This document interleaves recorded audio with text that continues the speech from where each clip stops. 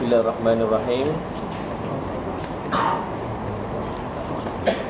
Bismillahirrahmanirrahim. Assalamualaikum warahmatullahi ta'ala wabarakatuh. Waalaikumsalam warahmatullahi wabarakatuh. Alhamdulillah rabbil alamin wa bihi nasta'in 'ala umuri dunya waddin. Asyhadu an la ilaha illallah wa asyhadu anna sayyidana Muhammadan 'abduhu wa rasuluh. Allahumma shalli wa sallim wa barik 'ala sayyidina Muhammad wa ala alihi wa ashabihi wa man tabi'ahum bi ihsanin ila yaumiddin. Subhanaka la ilma lana illa ma 'allamtana innaka antal alimul hakim. Rabbi shrah li sadri wa yassir li amri wahlul 'uqdatam min lisani yafqahu qawli wa la haula wa la quwwata illa billah al-'aliyyil 'azim.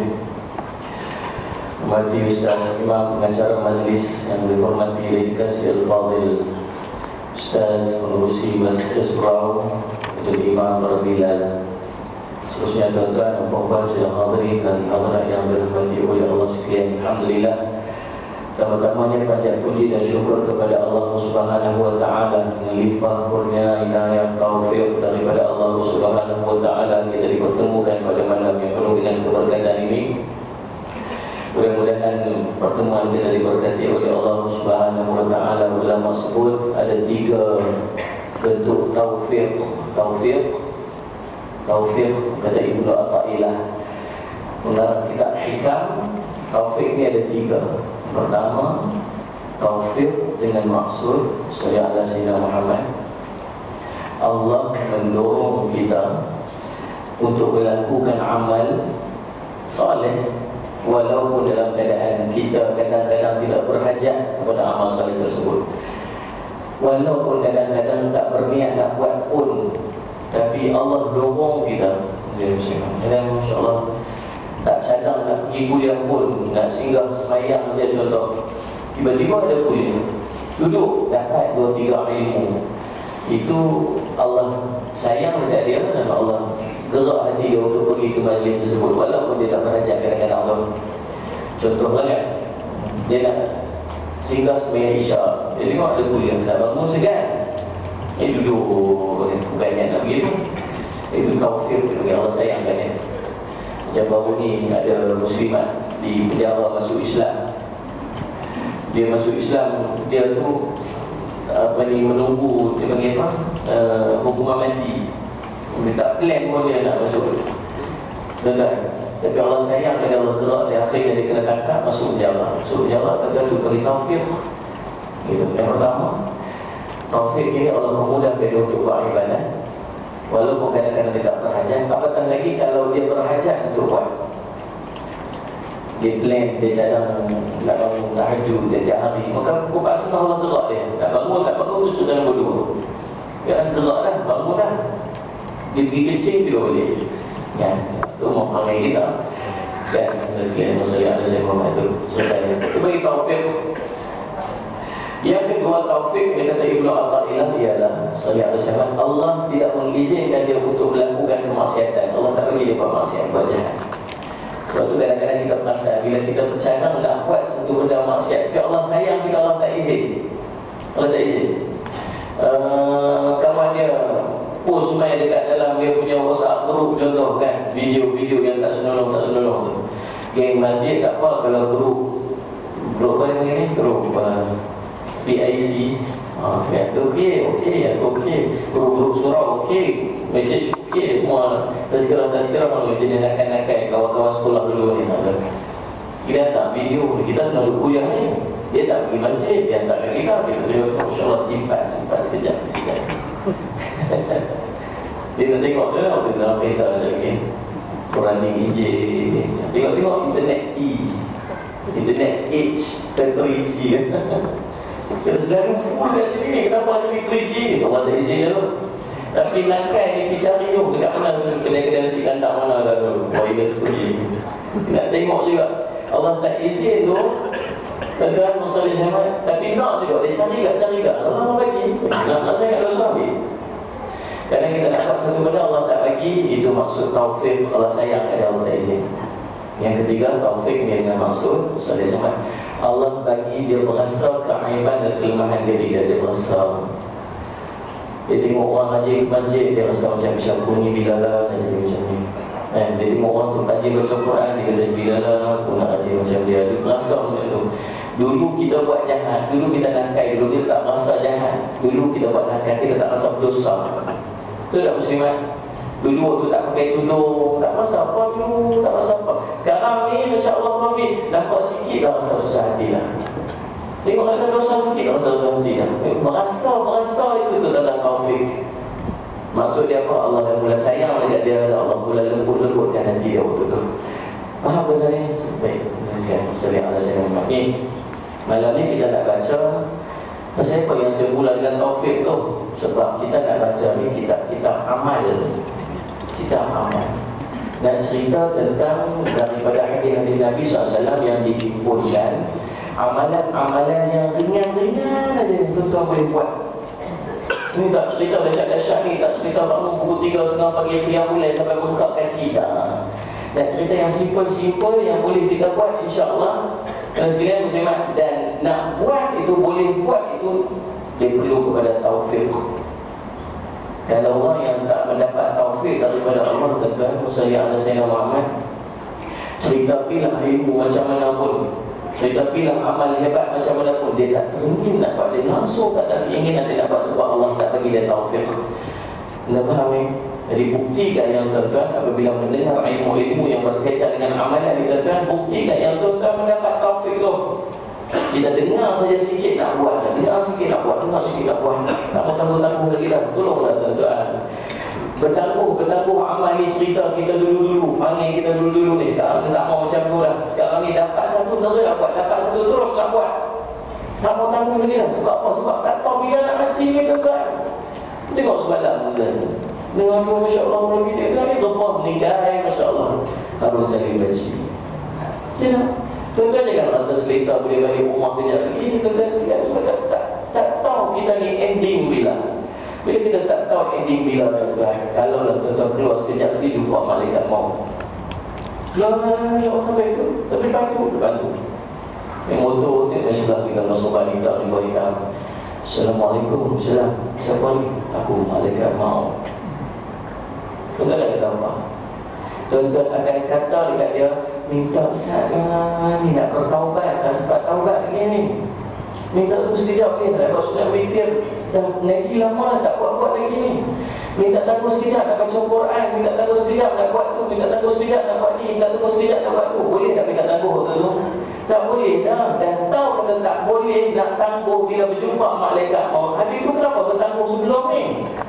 Kenapa masih bertangguh sedangkan kita tahu bahawa bila datang je malaikat maut tak boleh tangguh lagi dah. Semua tahu. Tu pelik kata ulama, kamu ni tahu kata nak mati, kamu tahu kata nak mati, tapi kamu masih bertangguh dengan amal kamu. Tu pelik kata ulama. Faham tak ni? Baik tuan-tuan masalah al-zaman. Jadi kitab yang kita mengaji ni tuan-tuan, masalah al-zaman, kitab yang dihimpunkan oleh Ustaz Ahmad Adnan bin Fadil. Dia merupakan penasihat akademik oleh Ma'adar Faizin yang kita bangun dari Pulau Pinang tu. Kitab ni kami edar percuma je, bagi kat tuan-tuan percuma. Tapi kita ingat kan, percuma boleh ada kos dia kan, kos dia. Saya tak mau jual. Tuan-tuan ikut suka tuan-tuan lah. Tuan-tuan sagi keluar, tengok ada bekas tu, tuan-tuan masuk duit je lah tu kan. Jangan bagi RM1 padan-padan lah kan. Bagi RM1 bagi insyaAllah tuan-tuan bagi padan-padan lah tuan-tuan. Dan niat tuan-tuan masuk dalam kampung tu sebagai wakaf. Niat wakaf. Faham tak sekalian? Jangan niat beli kitab ni, tak boleh tak jual. Tuan-tuan masuk tu, tuan-tuan agak-agak lah kos dia. Kos dia RM5, lebih kurang RM4.5 macam tu lah. Tuan-tuan bagi lebih sikit dalam 450 kafir kan. Baik tuan-tuan sekalian, wassalamualaikum. Dan masuk pada hadis yang pertama. Hadis yang pertama pada muka surat 1. Yang pertama tuan-tuan, hadis ini diriwayatkan kepada kita oleh Muaz bin Anas al-Juhani radhiyallahu anhu. Muaz bin Anas al-Juhani radhiyallahu anhu, Nabi sallallahu alaihi wasallam sebut, man qara'a qul huwallahu ahad hatta yaqtani 10 marrat banallahu lahu qasran fil jannah. Faqala Umar bin Al-Khattab radhiyallahu anhu, Idza nastaghfara ya Rasulullah. Faqala Rasulullah sallallahu alaihi wasallam, Allahu akbar wa atyab. Daripada Mu'az bin Anas al-Juhani radhiyallahu anhu, Rasulullah sallallahu alaihi wasallam pernah bersabda, man qara'a, siapa yang membaca qul huwallahu ahad, qul huwallahu ahad, hatta yaftamiha, sampai selesai, sampai habis. Sampai habis apa? Qul huwallahu ahad, Allahu samad, lam yalid wa lam yulad wa lam yakul lahu kufuwan ahad. Habislah. Kenapa Nabi sebut sampai habis tu? Nanti ada yang nakal-nakal dia sebut qul huwallahu ahad, qul huwallahu ahad, qul huwallahu ahad, qul huwallahu ahad, dekat tu je. Faham tak? Berapa kali? 10 marrat, 10 kali. Maka dia akan dapat apa? Banallahu lahu qasran fil jannah, maka Allah akan membina baginya sebuah istana dalam syurga. Faqala Umar bin Khattab, lalu Umar berkata, Idza nastaghfira ya Rasulullah, kalau macam tu banyaklah istana kita nanti di syurga ya Rasulullah, banyaklah istana kita. Excited. Ialah hari ini baca 10 qul huwallahu ahad dapat 1, besok baca qul huwallahu ahad dapat 1, lusa dapat. Oh tuan-tuan, sebentar nak mati mau ada berbelah ribu istana kita di syurga. Excited. Dan Rasulullah sebut apa tuan-tuan? Sallallahu alaihi Muhammad, Rasulullah kata Allah boleh memberi yang lebih banyak dan lebih baik daripada itu. Cerita dia tuan-tuan, Sallallahu alaihi Muhammad, kita ni banyakkan istana kita siap-siap dalam syurga. Ulama sebut macam ni, kalau tuan-tuan dah ada istana dalam syurga, insya-Allah kita akan masuk syurga. Pasal rumah kita dah ready kat sana dah. Takkan Allah nak bina istana kat kita dalam syurga tapi kita tak boleh masuk. Rumah dah ready dah, insya-Allah itulah jalan untuk kita masuk syurga Allah. Tuan-tuan, nak beli satu istana banglo dekat Putrajaya ni tuan-tuan, paling tidak gaji tuan-tuan mesti 50,000. Tidak ni, cukup lah 50,000, 20,000 baru boleh beli satu istana atau beli satu banglo dekat Putrajaya ni, mahal. Tapi kalau tuan-tuan nak bina istana dalam syurga, tuan-tuan suri rumah sepenuh masa boleh beli satu istana dalam syurga. Tuan-tuan gaji kelak 950 gaji bulan-bulan, Masya Allah, boleh beli satu istana. Yang istana ni lebih cantik, lebih hebat, Masya Allah, Rabi, yang tak ada tandingannya di dunia, Masya Allah. Ketul-ketul batanya daripada kasturi, wangi, habuk-habuk, tuan-tuan, debu-debu yang melekat di istana, tuan-tuan, baunya sehabuk kasturi. Macam mana? Tak tahu, tunggu nanti. Ketul-ketul batanya, tuan-tuan, daripada emas, daripada tabarjan, daripada Allah, tuan-tuan, macam mana keadaan wallahu a'lam, tuan-tuan, tunggulah nanti masuk dalam istana nanti, Masya-Allah. Saya teringat satu kisah bagaimana nanti waktu kita dah masuk syurga tu, hari mula masuk syurga tu, nak bertemu dengan Allah tu. Waktu kita masuk je syurga, tuan-tuan, waktu tu malaikat Jibril jadi mutawif, jadi bawa kita masuk. Bila pokok-pokok dah memberi laluan, kita nampak kiri dan kanan dengan istana-istana kita yang sangat cantik. Istana kita semua terpukul tengok, ya Allah, cantiknya istana, ya Allah, cantik, kiri dan kanan. Dan di depan istana itu telah tertera nama-nama kita tu. Nama siapa adalah Jafri Abu Bakar, saya. Mudah-mudahan Nabi dan Surga insya-Allah. Dan sangat banyakkan siap-siap istana kita dalam syurga. Lagi macam mana nak banyakkan istana dalam syurga tu sekalian, jaga 12 rakaat. Jaga 12 rakaat. Sembahyang sunat rawatib, sunat sebelum fardhu. 12 rakaat tu yang mana? 2 rakaat sebelum subuh, 2 rakaat sebelum zuhur, 2 rakaat selepas zuhur, 2 rakaat sebelum asar, 2 rakaat selepas maghrib, dan 2 rakaat selepas isya. Kira cukup 12. 2 rakaat sebelum subuh, 2 rakaat sebelum zuhur, 2 rakaat selepas zuhur, 2 rakaat sebelum asar, 2 rakaat selepas maghrib, dan 2 rakaat selepas isya.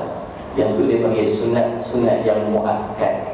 Sangat dituntut. Jaga itu dapat lagi satu istana dalam syurga. Ya Allah, Rabbi, mudah betul nak masuk syurga Allah. Sallallahu alaihi wasallam. Boleh tak terpahami? Tolong jaga 10 kali qul huwallahu ahad. Waktu mana tuan-tuan pilih sendiri waktu mana. Mudah dia kata. Sallallahu alaihi wasallam, bukan payah nak sebut qul huwallahu ahad. Qul huwallahu ahad, Allah samad lam yalid wa lam yulad 10 kali, insya-Allah Allah akan bina satu istana dalam syurga. Sebab tu jangan pandang kecil benda pahala. Jangan pandang kecil pahala-pahala yang kecil. Sebab mungkin itulah yang paling ikhlas dan itulah yang dipandang oleh Allah melayakkan kita mendapat syurga Allah SWT. Dan ulama juga sebut, jangan pandang kecil dosa-dosa kecil. Mungkin sebab dosa yang kecil itulah yang sangat dimurkai oleh Allah, yang menyebabkan kita masuk neraka. Faham tak? Kita ni tentang jadi umat Nabi Muhammad SAW. Kita ni jadi orang ngaji. Dia kena ada satu sifat, nama dia warak. Warak ni tentang bukan tunggu jam jalan duduk kan. Waraknya dia bukan macam tu. Warak ini dengan maksud, kalau dia nak buat satu-satu benda, dia timbang dulu macam mana pahala, macam mana dosa. Sebab apa saja yang tuan-tuan buat dalam hidup mesti ada kait dosa, mesti ada kait pahala. Dia takkan lari kan? Apa saja tuan-tuan buat dalam hidup mesti ada dosa, mesti ada pahala. Buat ni kan? Tuan-tuan, Musalli ala Sayyidina Muhammad ni, tuan-tuan keluar daripada masjid, bantai wudu, faham? Lepas tu nak ambil wudu, pakai selipar orang. Dia bawa kasut dia cantik, selipar dia cantik, dia tak pakai. Sebab apa? Nanti kena air dia rosak. Faham tak? Tapi dia ambil selipar orang. Dia suruh selipar orang. Dia pakai selipar orang, lepas tu dia ambil wudu. Bila dia ambil wudu, tuan-tuan, tak letak tempat tu, balik salah satu, balik sini duduk. Kemudian selipar kawan tadi ni, dia tu jatuh tu, dia pun tak mau basah juga. Tuan-tuan tak pernah kisah tentang perasaan dia. Waktu tu dia keluar dia tengok selipar dia basah. Tuan-tuan sekalian, dalam hati ni, Masya Allah, sakit hati dia ni. Dosa tu benda kecil-kecil lah. Benda simple macam tu ya. Sebab tu tuan-tuan Musalli nak bercakap, kena jaga. Jadi orang yang bertakwa ni, jadi orang yang warak ni. Nabi SAW kata apa? Salli ala Muhammad, man yu'minu billahi wal yawmil akhir falyakul khairan aw liyasmut. Siapa yang beriman kepada Allah dan beriman kepada hari akhirat, dia akan bercakap yang baik-baik ataupun duduk diam. Sebab apa? Sebab dia tahu sepatah perkataan dia keluar ni ada dosa, ada pahala. Tuan-tuan, nak kait dengan yang sekarang ni, tuan-tuan kadang tak payah bercakap dalam message. Tuan-tuan nak forward satu message, tuan-tuan kira dosa, ada pahala.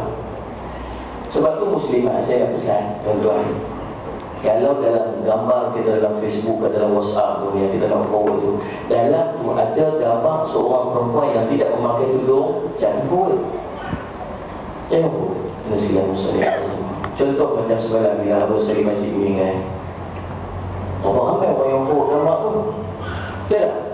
Selepas di forward gambar tu, ramai orang tengok tegak-tegak Musalli ala Sayyidina Muhammad. Tiba-tiba ada anak dia keluar, dia tak apa, jangan forward gambar ayah saya. Kita nak pasal apa? Macam mana kita tak tarik balik?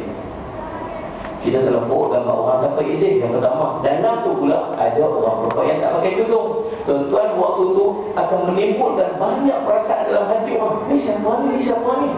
Takkan dia ni tak berani tuan-tuan, macam-macam tu main. Waktu tu tuan-tuan Musalli ala Sayyidina Muhammad, dia tak pakai tudung, satu hai, dia berdosa dengan Allah. Tuan-tuan bawa kepada orang lain, orang tengok dia tak pakai tudung, tuan-tuan telah bertambah dosa orang yang tak pasal-pasal, orang tak pasal-pasal.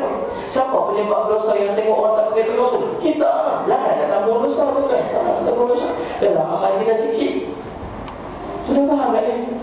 Sebab tu kita ni jadi orang bertakwa sikit, jadi orang warak sikit. Nak buat apa-apa sikit, nak cakap apa-apa timbang. Kalau cakap ni saya gini, dosa Allah macam mana? Cakap satu benda sampai 10,000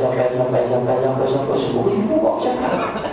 Tiba-tiba dapat maklumat kata yang kita cerita tu tak betul. Macam mana tu nak tarik balik?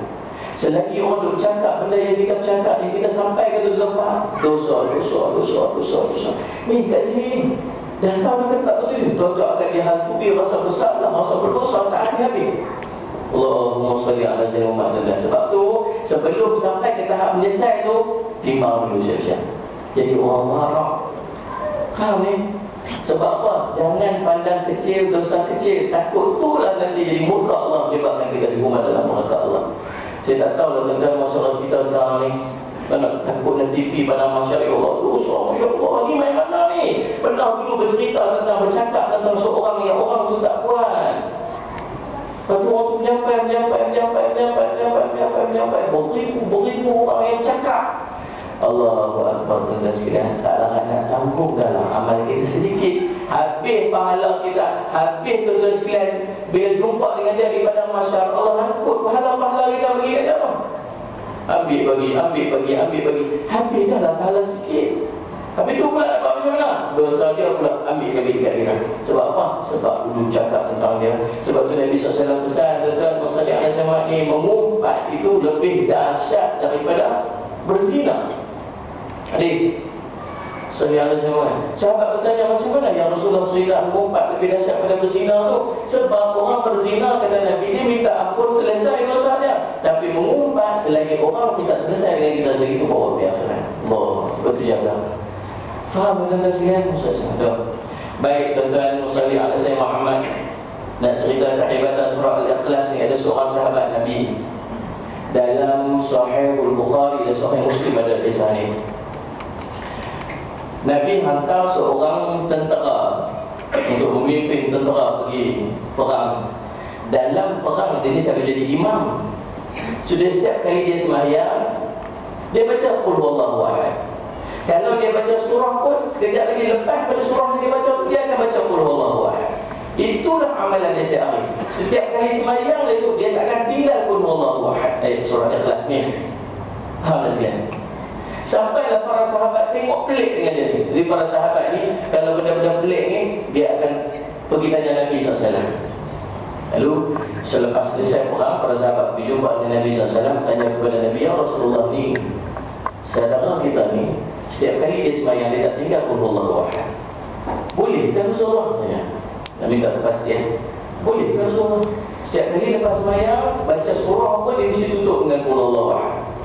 Contoh dia baca apa ni, inna a'tainakal kautsar fashalli rabbika wa baca. Habis sekali dia Qul Huwallahu Ahad Allahus Samad. Dia mesti tutup dengan Qul Huwallah. Dan Rasulullah panggil dia. Rasulullah kata, Musalli ala Sayyidina Muhammad. Dia kata, kenapa kau buat macam tu? Dia kata, surah itu menceritakan tentang sifatul Rahman, sifat-sifat Ar-Rahman, sifat-sifat Allah.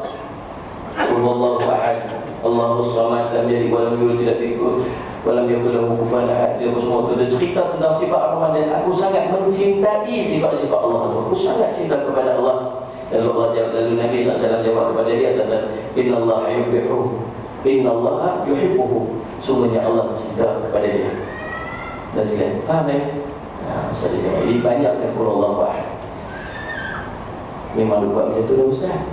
Kami semua Ustaz, Zuhur, Asar, Maghrib, Isya, Subuh, kuliah Qul Huwallah malam. Lama dah buat kerja. Baik, tuan-tuan, masalah salatlah. Kemudian tuan-tuan, masalah ala Sayyidina Muhammad, Abu Darda satu hari tuan-tuan menyampaikan kepada kita tentang masalah salat. Nabi cerita kepada para sahabat. Nabi duduk dengan para sahabat, Nabi cerita tentang segala masalah salat.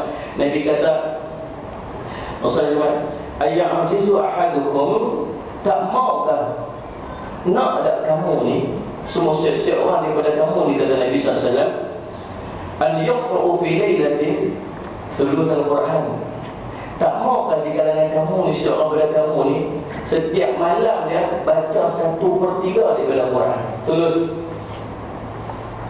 Tak mau, kata Nabi SAW, kamu ni setiap malam habiskan 1/3 daripada Quran. Qalu, lalu kami bertanya kepada kaifa ya Rasulullah, kaifa yaqra thuluth al-Quran, macam mana kami nak baca 1/3 daripada Quran tu? Kata para sahabat kepada Nabi SAW. Dan kata Nabi SAW, qala qul huwallahu ahad ta'dilu thuluth al-Quran. Siapa yang baca Qul Huwallahu Ahad, kata Nabi SAW, seperti mana ta'dilu, seperti mana 1/3 daripada Quran. Jadi kita lekau dan setiap malam Qul Huwallahu 3 kali, settle Quran. Itu ayat baca. Tuan-tuan, satu saya minta tuan-tuan malam ni. Saya minta tuan-tuan satu malam. Apa dia? Satu benda yang jangan tuan-tuan tinggal pada setiap hari. Tolong baca Quran. Tolong baca Quran. Tuan-tuan jangan rasa selesa kalau sepanjang hari yang tuan-tuan lalu tu tiba-tiba langsung tak baca Quran. Jangan sampai puasa itu. Hari ni baca Quran hari ni. Baca hari ni. Oh, okey. Ini buat seorang bunyi pun. Yang ni. Dan jangan sampai tuan-tuan langsung tak baca Quran seharian tu dan tak rasa apa-apa. Tak apa. Tuan-tuan, kita takut yang tadi ni, yang Nabi yang ulama sebut tu, ni Allah bagi kepada dia taufik bila dia merasa bersalah, bila dia tak baca tu. Dalam hati tak rasa apa. Takut Allah tak bagi kita taufik. Sebab tu tuan-tuan tolong baca Quran. Kata Imam Nawawi, cukuplah sekadar 10 ayat sehari. Ni ulama sebut dekat kita ni, celaka seorang tu. Celaka seseorang itu apabila dia memilih untuk membaca yang lain dulu sebelum dia baca Quran.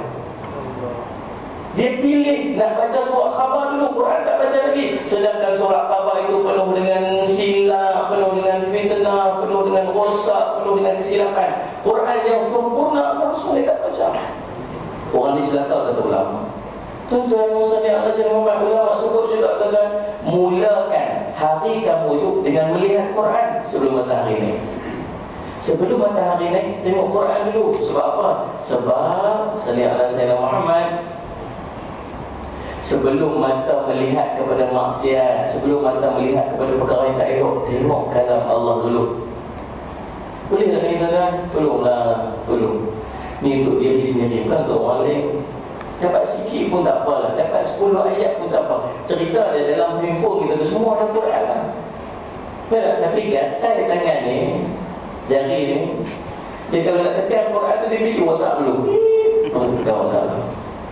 Betul tak? Sampai nak berlumpang cermin kat tempat WhatsApp tu. Setelah tu, kalau tuan-tuan tekan sikit je apa? Mesti boleh dapat. Kalau tuan-tuan tekan ni, Masya Allah, tuan-tuan masalah zaman bukan 5 ayat, bukan 10 silap-silap satu buka tuan-tuan boleh baca. Nak jawab macam mana depan Allah? Agaknya lah, macam mana nak jawab di depan Allah dengan alasan-alasan yang kita selalu bagi bila kita tak baca Quran. Apa alasan kita tiap hari bila tak baca Quran? Tak sempat kan tuan-tuan? Betul tak? Tak sempat, sibuk. Tuan-tuan jawab depan orang boleh, nak jawab depan Allah macam tu. Sehari 24 jam, 1 jam 60 minit, 60 kali 24, 1440 minit. Tiba-tiba nak ambil 5 minit untuk baca Quran, tak boleh. Boleh 5 minit dah. Tak boleh. Nak jawab depan Allah, sibuklah ya Allah, 1440 minit, 5 minit nak ambil untuk baca Quran. Kita beralasan dengan Allah, nak jawab ke macam tu depan Allah? Kalau rasa tak boleh, tak ada alasan nak jawab depan Allah, baca Quran. Boleh tak ni? Tak bunyi tu boleh. Bagilah bunyi stop. Faham tak tuan-tuan? Dulu baca Quran. Baik, yang pertama apa? Qul huwallahu ahad. Berapa kali?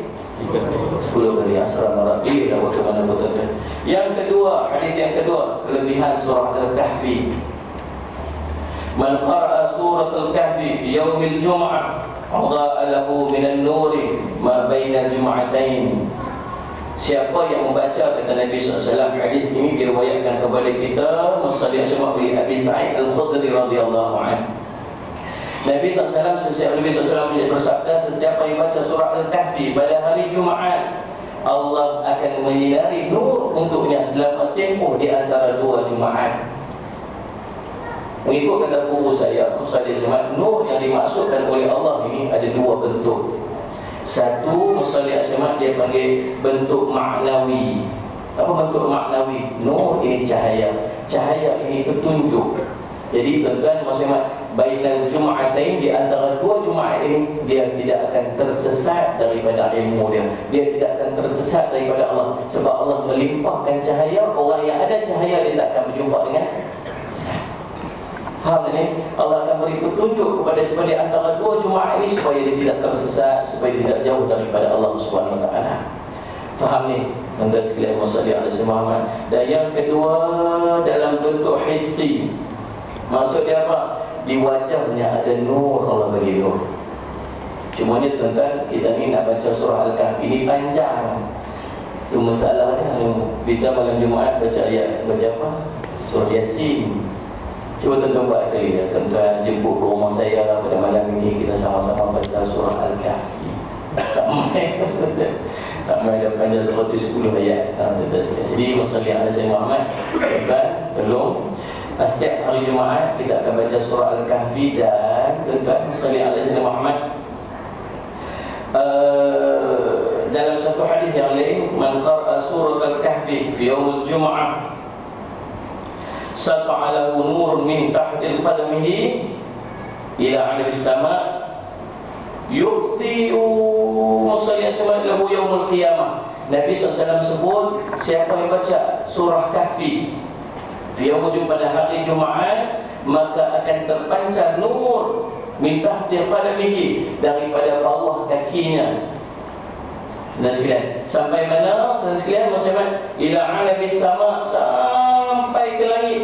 Yuqdi ulahu yaumul qiyamah, pada hari kiamat. Tuan-tuan, dalam satu surah Al-Hadid, Allah cerita tuan-tuan masalah azmat tentang keadaan kita di padang mahsyar. Allah sebut dalam Quran, yauma yaqulu, pada hari itu berkatalah al-munafiquna wal munafiqat, orang-orang munafik lelaki dan orang-orang munafik perempuan. Dia kata apa tuan-tuan sekalian masalah sama lilladzina amanu unziruna. Masalah sama, wahai orang-orang mukmin, tolonglah bagi kepada kami, tuan-tuan masalah sama, taqtabis min nurikum, bagilah sedikit daripada cahaya kepada kami ini.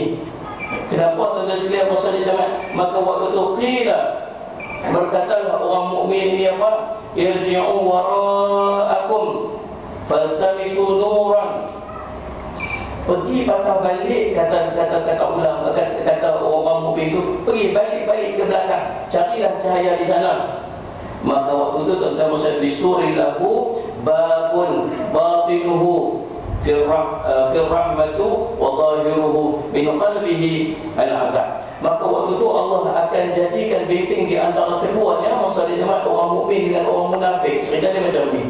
Waktu itu di padang mahsyar tu tuan-tuan, waktu itu matahari yang terpadam, gelap gelita yang amat sangat.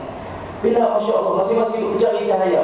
Waktu itu tuan-tuan, orang-orang mukmin ini mendapat cahaya di sisi Allah. Dalam kitab Fahrul Mazi cerita, ada orang yang cahaya dia sejauh mata memandang berdasarkan kepada amalan-amalan yang dibuat di dunia ini. Antaranya apa? Baca surah Al-Kahfi berjemaah. Ada orang yang musalli asma, dia cahaya dia sekadar nampak mata dia. Ada orang sekadar cahaya dia sekadar nampak ibu jari dia. Ada orang yang nampak cahaya dia tidak ada. Tuan-tuan musalli ala Sayyidina Muhammad. Kemudian waktu tu orang-orang munafik pun datang. Orang munafik pun datang, dia tak nampak apa ni. Masya Allah, dia kata, wahai orang mukmin, tolonglah bagi cahaya dekat kami sikit ni, kami tak nampak ni. Waktu tu orang mukmin tuan-tuan sekalian berani dekat mereka, cakap apa ni, pergi dekat belakang, dalam keadaan mengejek-ngejek, pergi belakang, pergi cari cahaya dekat sana. Lalu mereka berpaling tuan-tuan menghadap ke belakang. Waktu tu Allah jadikan satu tembok di antara dua, dan tembok ni tuan-tuan bersama dengan orang-orang munafik ini, ni azab api neraka yang duduk di belakang ni. Nampak azab, tak boleh nak pergi sebab tembok di depan. Orang mukmin di depannya nampak syurga dan nikmat. Dan sebab tu bagi ada cahaya di padang mahsyar. Antara dia buat macam mana? Baca surah Kahfi. Maka dan Nabi SAW sambung daripada hadis itu, Nabi SAW kata apa tuan-tuan? Masalah al-syamad waghfir lahu, dan Allah akan mengampunkannya mabainal jum'atain. Allah akan memberi keampunan kepadanya di antara dua Jumaat. Antara itu dimaksud Allah akan ampunkan dosa-dosa dia. Baca surah Al-Kahfi dan sekalian muslim. Baik. Yang ketiga, menghafaz 10 ayat daripada surah Al-Kahfi. Man hafidha 10 ayatin min awal surah Al-Kahfi usima min fitnatid dajjal. Sesiapa yang menghafaz 10 ayat daripada surah Al-Kahfi akan terpelihara daripada fitnah atau ujian dajjal. Musnad Ahmad, hadis daripada Abu Darda. Daripada Sa'id Al-Khudri, tuan-tuan, dia kata, wa man qara'a, siapa membaca 10 ayat min akhiruha, siapa yang baca 10 ayat daripada surah Al-Kahfi ke akhirnya, summa kharaja dajjal, kemudian keluar dajjal, lam yusri', alaihi, maka Dajjal itu tidak akan dapat untuk membahayakan dia. Dan sekalian, maka dua hadis ini disebut ni. Satu yang lebih cuma hafazah, siapa menghafaz 10 ayat, kalau keluar Dajjal selamat. Yang kedua, tuan-tuan sekalian, Rasulullah SAW sebut apa? Man qara'a, siapa yang membaca. Man qara'a 10 ayat, siapa baca 10 ayat, min akhiruha, daripada hujung, daripada habis 10 ayat yang terakhir, maka kalau thumma kharaja Dajjal, nanti bila keluar Dajjal, maka bahaya Dajjal kita akan kenal dengan dia. Kalau kita duduk pada waktu-waktu lain, ulama sebut kamu duduk dalam keadaan tanda-tanda munculnya Dajjal itu sudah ada di depan-depan mata kamu. Sebab tu tuan-tuan kena belajar dan hafaz 10 ayat daripada surah Al-Kahfi itu. Dan biasa-biasakan kita untuk membaca 10 ayat akhir daripada surah Al-Kahfi itu, tuan-tuan masa sekarang. Jadi sudah tu kan masuk isyarat kan, buat yang dulu kan, bagi banyak-banyak lagi dia kata apa itu banyak sangat Ustaz, yang tu yang ni dekat jalan kami tak buat apa boleh kita. Tuan-tuan Ustaz Syah, mudah-mudahan apa kita kongsi jadi manfaat. Boleh kita ingat yang pertama, ulang balik kepada qul huwallahu ahad 10 kali. Dan jadikan setiap hari kita ni tuan-tuan kita baca qul huwallahu ahad. Nah, maksudnya tuan-tuan, sebab dia 1/3 daripada Quran. Yang kedua, baca surah Al-Kahfi pada setiap hari Jumaat atau malam Jumaat, sama ada malam Jumaat ataupun siang Jumaat, maka akan terpancar cahaya daripada bawah tapak kaki dia ke langit. Nanti akan jadi insyaAllah pelurung dia waktu duduk di padang mahsyar, waktu duduk pada hari kiamat. Dan Allah akan memberi keampunan, mengampunkan dosa dia pada Jumaatain, di antara 2 Jumaat itu. Dan tuan-tuan masalli ala Sayyidina Muhammad, Allah akan menyinari nur dengan 2 maksud. Satu nur hissi, satu lagi nur maknawi, dengan cahaya Allah akan memberi petunjuk dalam kehidupan daripada setiap pada di antara 2 Jumaat. Dan yang ketiga, tuan-tuan, mulalah menghafaz surah Al-Kahfi, 10 ayat awal surah Al-Kahfi, sebab kita berada pada waktu dan ketika yang menanti-nanti akan kemunculan Dajjal. Dan bukan setakat itu, kita juga membaca 10 akhir ayat daripada surah Al-Kahfi. Tuan-tuan, cukup sekadar itu. Saya minta maaf jika ada seberat kasar-kasar silap bicara. Qul qawli hadza wa astaghfirullah li wa lakum. Wassalamualaikum warahmatullahi taala wabarakatuh. Bismillahirrahmanirrahim. Alhamdulillahirabbil alamin. Wassalatu wassalamu ala sayyidina Muhammad wa ala alihi washabbihi ajma'in. Allahumma faqihna fid din wa 'allimna sabili waj'alna min ibadika as-salihin wahdinas siratal mustaqim. Allahumma arina haqqa haqqan warzuqna ittiba'ahu wa arina batila batilan warzuqna ijtinaba. Wa sallallahu ala sayyidina Muhammad wa ala alihi wasallam. Alhamdulillahirabbil alamin.